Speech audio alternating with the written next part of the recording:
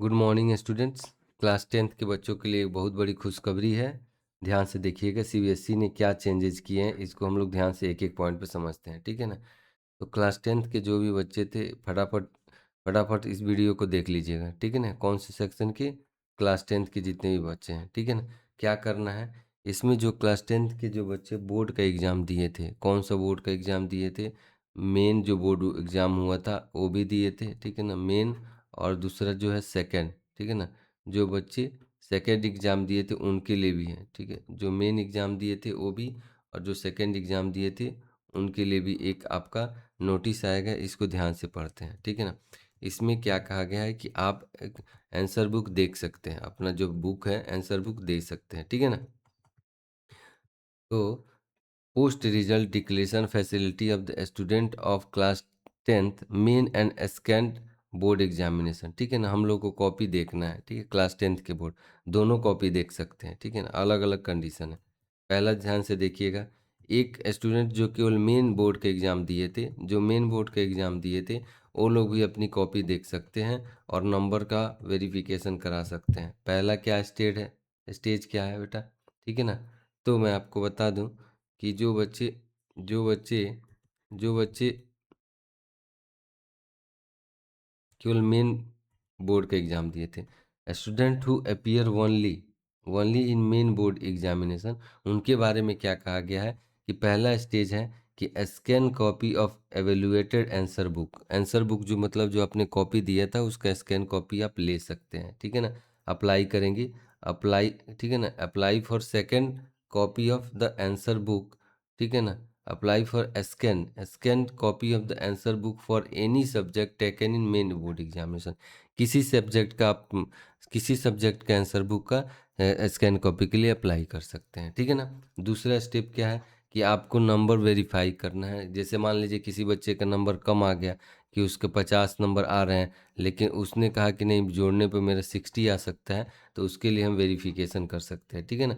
उसके बाद से आप देखोगे after obtain the scan copy apply for verification के लिए अप्लाई करना है of marks in the concern answer book, ठीक है। और apply for re evaluation of one और more questions in the scan.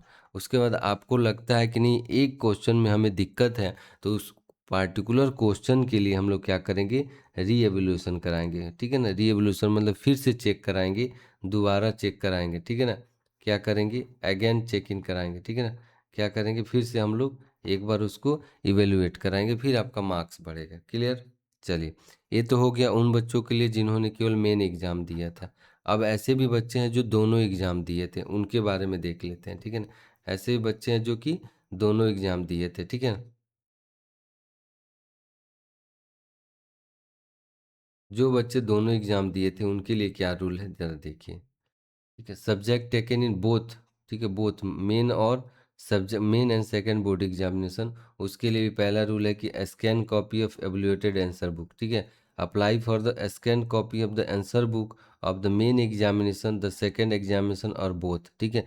दोनों निकाल सकते हैं, जो दोनों एग्जाम दिए हैं दोनों कॉपी निकलवा सकते हैं, या केवल मेन एग्जाम की कॉपी निकलवा सकते हैं, या केवल सेकंड निकल, उनके पास जो ऑप्शन है, ठीक है ना, निकलवा सकते हैं, ठीक है।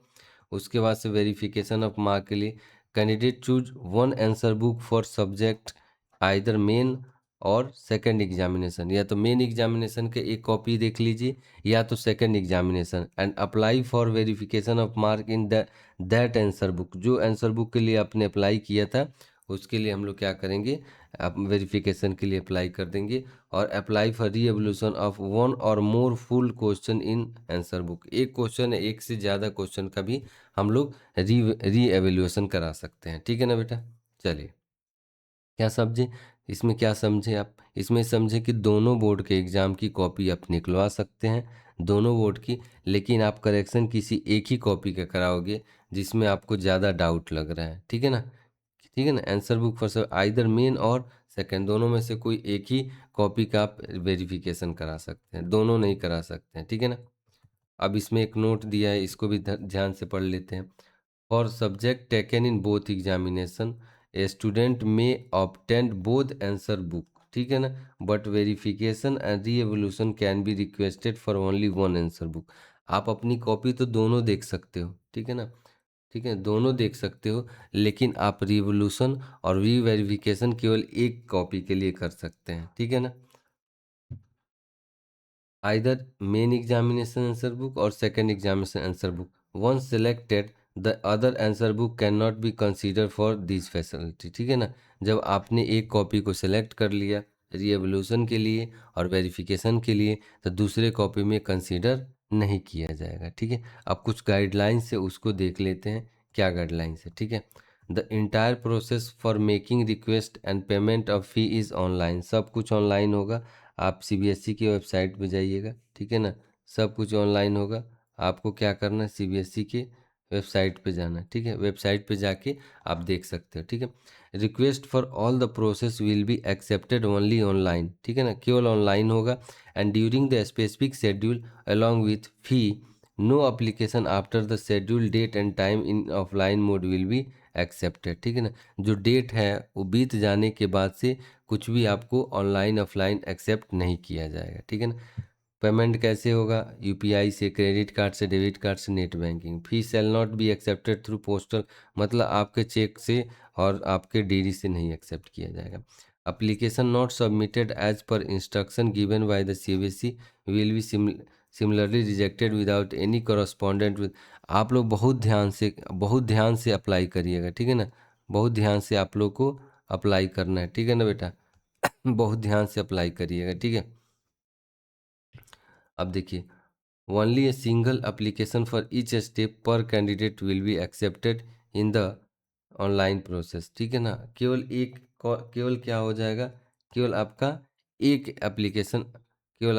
एप्लीकेशन यहाँ पे, केवल आपका एक एप्लीकेशन ही वैलिड होगा, ठीक है? तो दो एप्लीकेशन आप मत करिएगा, ठीक है ना? दो एप्लीकेशन आप लोग मत करिएगा, ठीक है?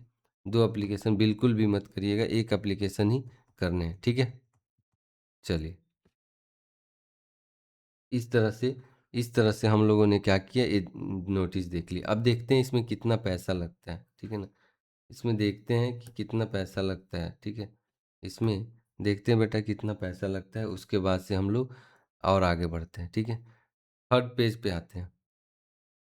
बाकी ये सब छोटी-छोटी चीज़ें हैं, तो हम लोग को ध्यान दे देने वाली बात ही है।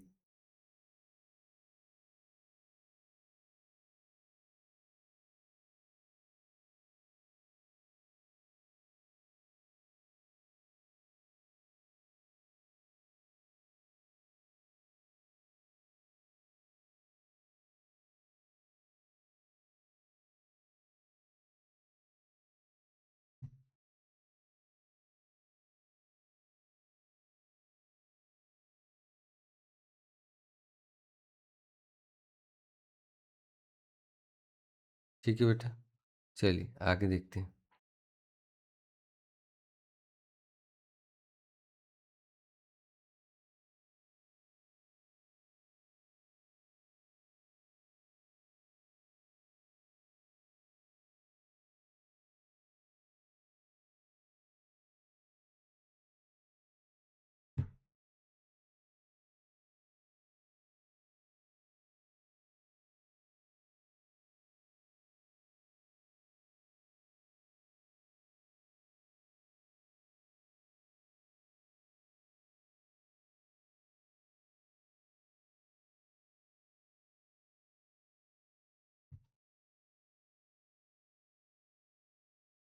यहाँ तक हम लोग थे। तो हमने देखा कि पेमेंट कैसे हो रहा है, ठीक है ना? ये हो गया हमारा सिंगल स्टेज पेमेंट हो गया। अगले पेज पे देखते हैं क्या कहा गया है। जो हमें काम की चीज़ें होगी हम ले बताएंगे, बाकी जो काम की चीज़ें नहीं है उसको छोड़ देंगे, ठीक है? जो काम की चीज़ें नहीं होंगी उसको छोड़ देंगे, ठीक है? इसमें क्या क्या है कि the board will not be responsible for any consequences due to the revision of marks और delay in the process for reason beyond it control, ठीक है? चलिए, अगर आप ऐसा प्रोसेस करते हो तो इसमें टाइम लग सकता है, ठीक है ना?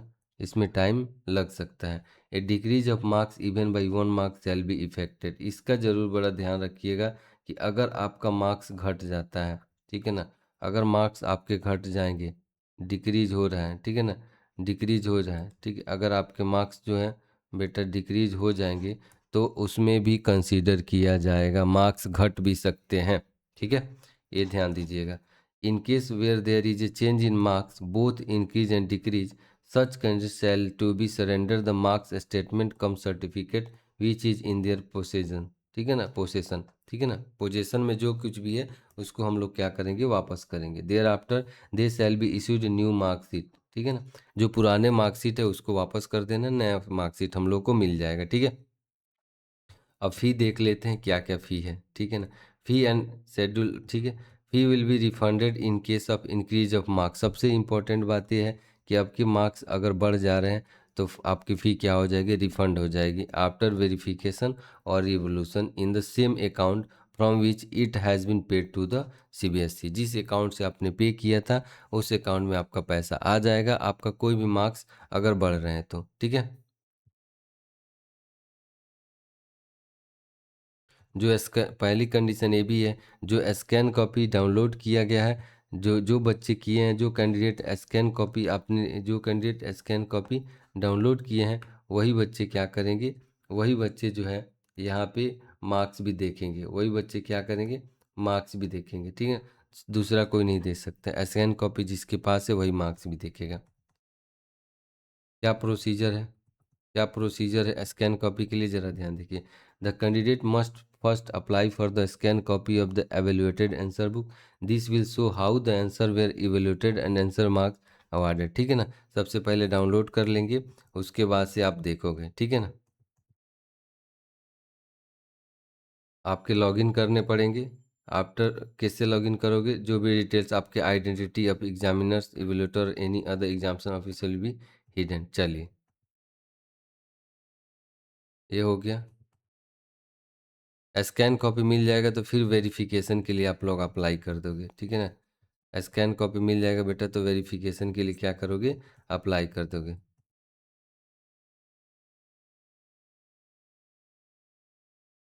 अब आते हैं सीधे पैसे की बात करते हैं.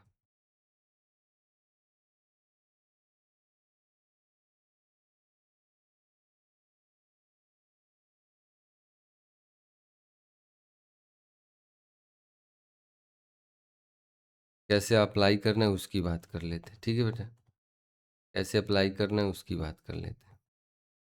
जो भी डिटेल्स होगा उसकी बात कर लें, कैसे अप्लाई करना है उसकी बात कर लें. ये तो हो गया हमें क्या क्या करना है. ठीक है ना, हमें क्या करना है, उसके बाद से अब पैसे की बात कर लें, कितना पैसा लगेगा और कहाँ से करना है. ठीक है. Schedule for obtaining a scanned copy of related answer book, verification of marks और re-evaluation for main and second examination. ठीक है, अब जरा ध्यान देखिए. Obtaining scan copy of evaluated answer book, कितना पैसा लग रहा है, अप्लाई ऑनलाइन होगा. ठीक है, 5 अगस्त से लेकर 9 अगस्त के पास आपके पास टाइम है, 5 से लेकर 9 अगस्त ही आपके पास टाइम है. ठीक है, कितने, 300 रुपये लगेंगे. ठीक है, तो आज आपका 8 है, कल 9 है, 2 दिन और समय है. ठीक है, इसमें कर सकते हैं. First subject for 300. Verification revolution के लिए क्या होगा. ठीक है ना, अगर 16 तारीख से लेकर 9 तारीख तक अप्लाई कर सकते हैं. ठीक है, 300 रुपये यहाँ भी लगेगा वेरिफिकेशन के लिए और 100 रुपया पर क्वेश्चन. ठीक है ना, जितने क्वेश्चन के पार्ट होंगे, जितना आपको आपको क्वेश्चन के लिए आपको इवेल्यूशन कराना है उसके लिए 100 रुपया लगेगा. वेरिफिकेशन के लिए 300 लगेगा. ठीक है दोस्तों, आगे देखते हैं. ये हमारा इम्पोर्टेंट इन्फॉर्मेशन है. तो फटाफट जाके आप लोग क्या करेंगे, फटाफट जाइए और वहाँ पे फटाफट जाइए और फटाफट आप जिसके बच्चे को अप्लाई करना है अप्लाई कर सकते हैं. ठीक है, कुछ वेरिफिकेशन के लिए रूल बता देते हैं.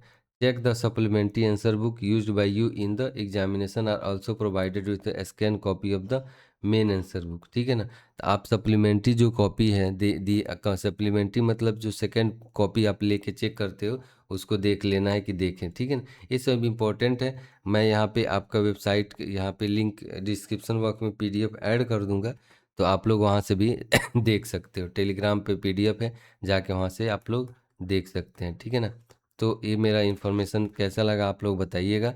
मिलते हैं नेक्स्ट क्लास में, और जितने बच्चे इंटरेस्टेड हैं जाके ज़रूर अप्लाई कर दें. Thank you.